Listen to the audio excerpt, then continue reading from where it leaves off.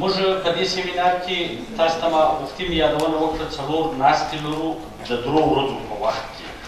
په دغه ناستو کې پښتو تعلیمي ستونزې کومې ستونزې لري، په افغانستان کې د نصاب په حواله پښتو کومې ستونزې لري، په خیبر پښتونخوا کې کومې ستونزې لري، دلته په سویلي پښتونخوا کې د پښتو د نصاب دپاره څومره کار شوی دی. په دغه لړ کې به ډېر قدرمن څېړونکي تاسو ته خپلې مقالې اوري.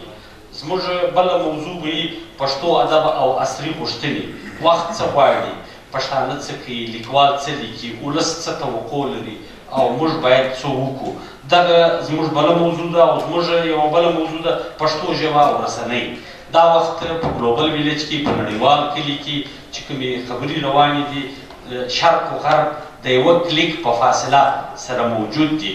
نو موږ خپل هویت څنګه برقراره ساتلی شو؟ پښتو په میډیا کې څومره رول لري؟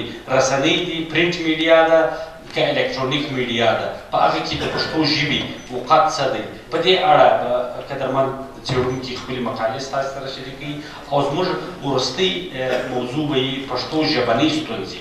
په ژبه کې، په املا کې، په لهجو کې، په ګړدودونو کې موږ کم شیان لرو.